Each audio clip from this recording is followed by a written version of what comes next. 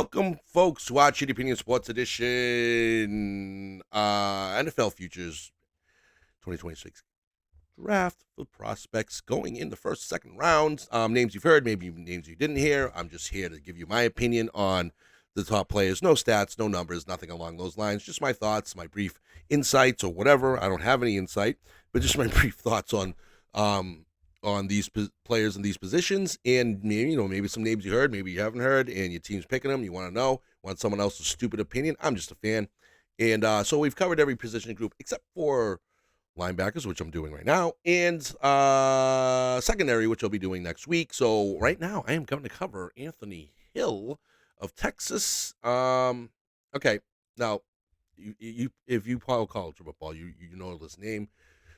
One of the more coveted names in the going into the season. For some reason, he kind of declined a little bit. Don't know why in people's brains. But if you watch him play, I ain't going to dare to say this.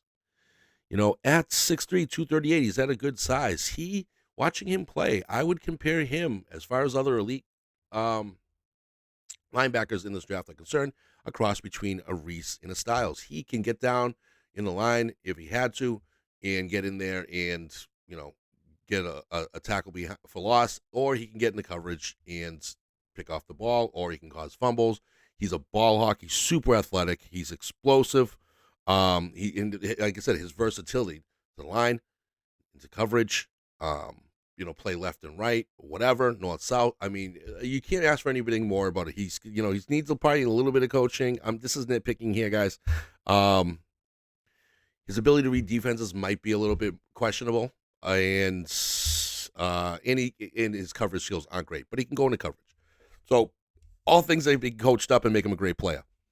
That's it. But as far as, if I was going to mix and match two players together, and I think this is what, you would get out of him. Like, you're not going to lose picking this guy. I don't think so, at least, So, I mean, there's not much more you can really have to say about the kid. If you're familiar with college football, you're going to be familiar with this kid's name, especially playing with a big team like Texas. And again, I don't know how much more you want to ask. In that play right there, he was in coverage, gets a pick.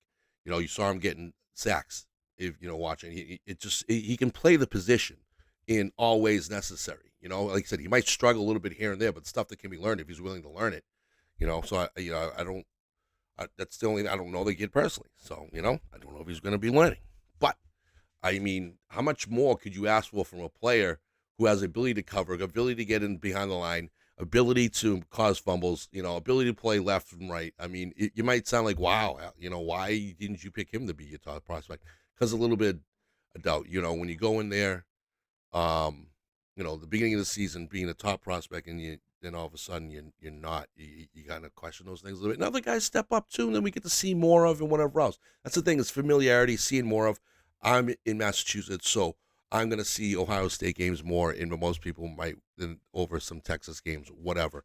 That might be the issue. I don't know.